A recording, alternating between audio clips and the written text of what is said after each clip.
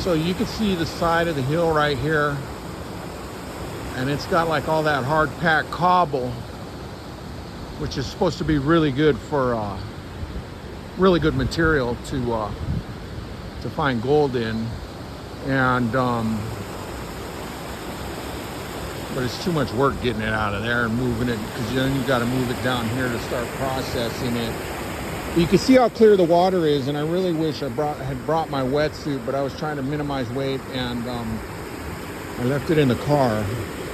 My friend Matt gave me this really cool O'Neill wetsuit that I haven't tried out yet, but I'm going to. I'm getting closer to where I want to go. I'm headed to Swan Rock, and it is just around the corner from the footbridge, which is like the beginning of the Sheep Mountain Wilderness. Look at how cool that is.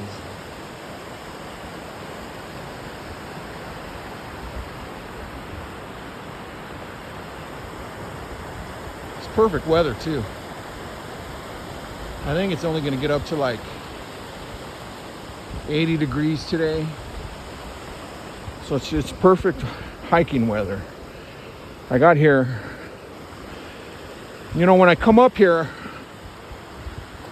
I usually get to the parking lot like by 5:30 a.m.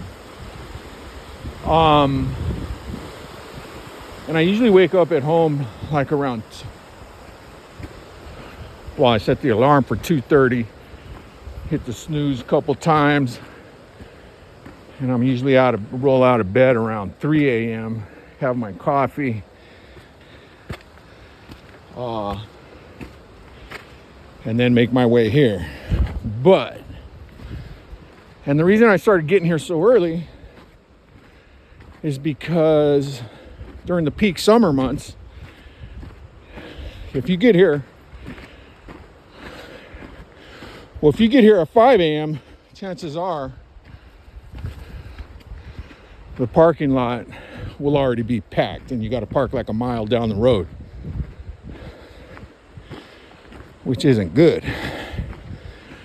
Because at the end of the day, when you spend the day up here, you get back to your car and you're tired and beat up. That's the other thing.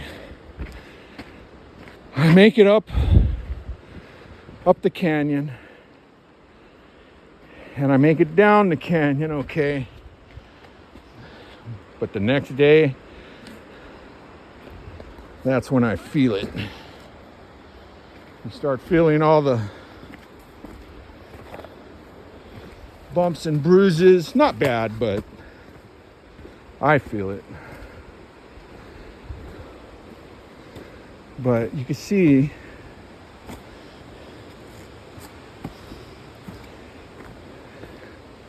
how nice it is up here.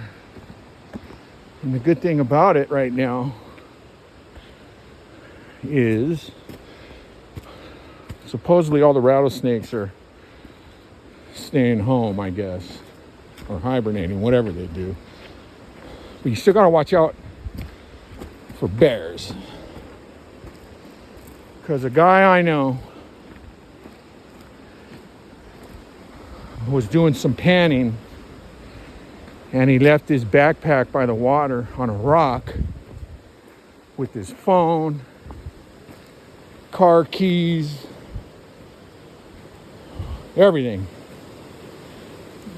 And a bear came down and snatched his backpack and took off hauling ass up the hill. So you see this big rock? I was here a while back, and the water was so high, you had to cross the rock up there on that ledge up there. Damn, that's pretty high, huh? Yeah, the first time, I think it must have been the first time I came here a while back, the water was that high, and you had to cross way up there. That's how high the water gets. Um,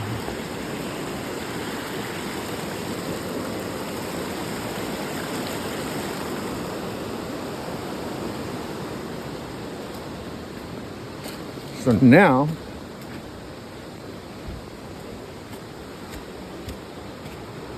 it doesn't matter which way you go. I mean, there's a lot of different trails and routes to get to the footbridge. But this one, it's easy to get kind of sidetracked. But yeah, look at that rock.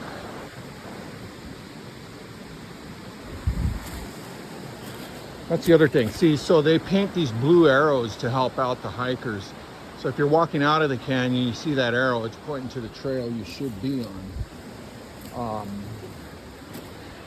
And I am going to go up the rocks over here and try to pick up the trail again. And here it is.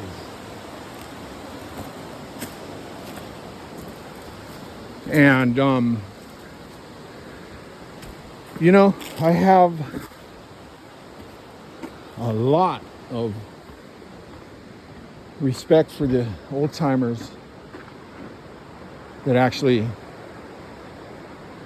lived up here and worked up here doing mining, gold mining back in the day. Because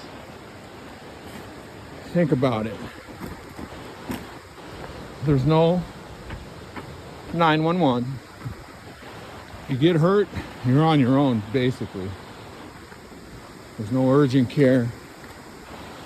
There's no Home Depot.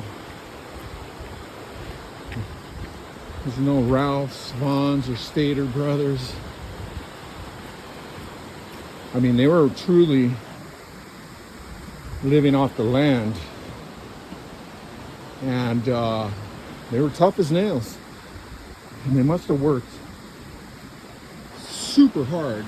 I mean, they found a lot of gold, but they put in a lot of manual labor. But they were making a living. Some people still do make enough to live off of, I guess. Like any other industry, it's, you know, you got the top people making all the money. So I'm sure it's the same with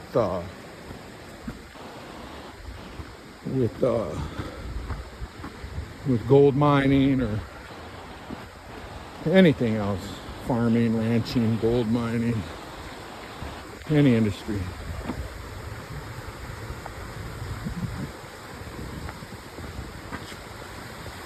Look how nice it is. You know, I got to figure out how to edit all this. So if anybody's watching and has any tips or pointers on what software to use, and how to do it, then please feel free to leave a comment in the comment section. And I don't know, like I said, this whole YouTube and gold prospecting, I love it. It's fun.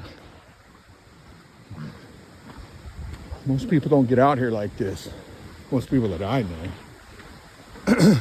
But you know, so true, life is short, man. You gotta get out and, you know, check out new things, see new things, try new things. And I saw something a while back, I don't know where, I heard it, and it said, when was the last time you did something for the first time?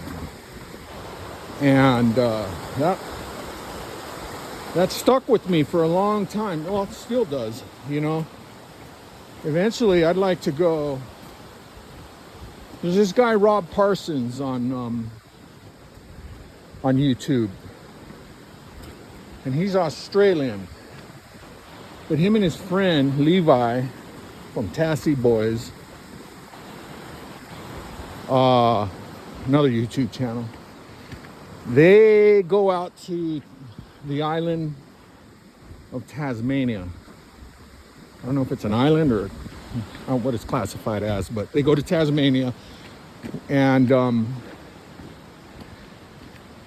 you know, I'd like to get out there, travel someplace internationally, meet up with some of these people, and pull some 2-3 day excursions, adventures, and document it, videotape it, and put it on YouTube, because it just seems like it would be a lot of fun. Probably be really expensive too. It's just, you know, for air travel, and all that. But they're finding some really good gold out there in Tasmania. The guys in Western Australia, like, what is it, Vogus prospecting or something?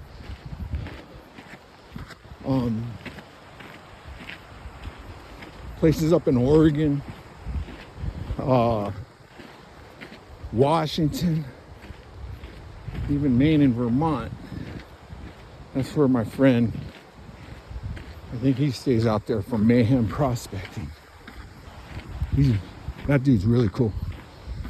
He's one of the first ones that started giving me tips and pointers and encouraging me.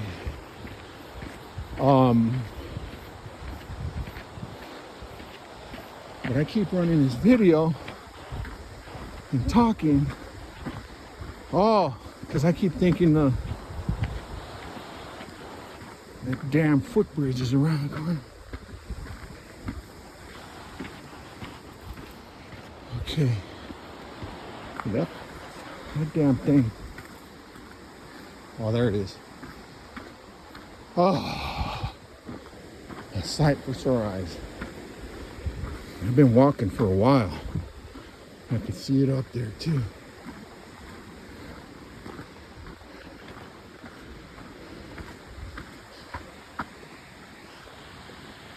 There's the footbridge and the entrance to the Sheep Mountain Wilderness. Down there is the river. And I was down there doing some prospecting last time.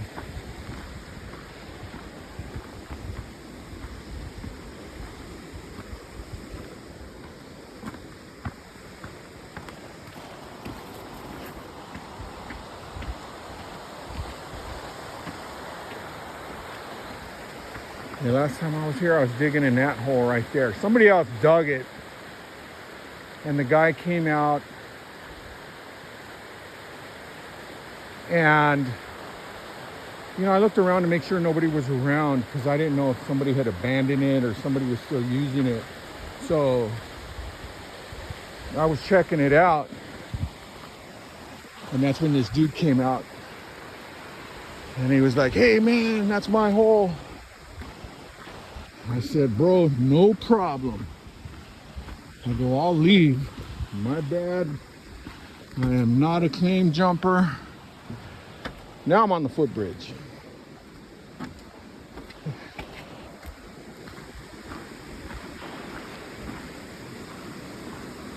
And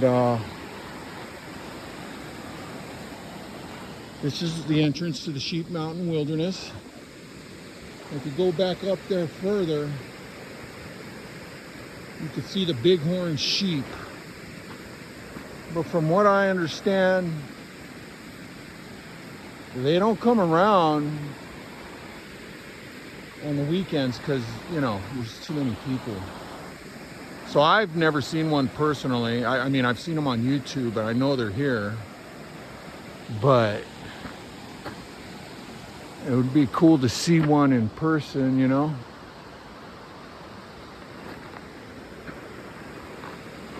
Anyway, I gotta go down I gotta go check something out.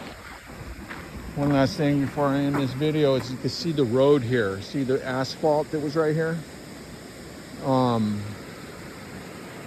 the road used to be right here that led up to the bridge to nowhere. And Mother Nature has reclaimed it once the project was abandoned. I could just imagine, that's the other thing. I could just imagine how hard it would be to build something in this environment, you know, because, you know, I work in the industry, construction industry, as an inspector. Structural is my main thing, but I also do MEP and stuff like that, inspections. And back then, in early 1900s, I mean, these guys were really putting in work here. And I can just imagine how tough it was in the summer months. You know, a lot of backbreaking work. But they did it. And those are the kind of people that built America. So yeah, I have a lot of respect for all the old time people that, and the new ones too, because you know we all work hard doing what we do. You know, but back then it was just next level tough, and they got it done though, and they built a lot of amazing stuff that we still use today. So I'm going down towards the river, and I'll check back. Bye.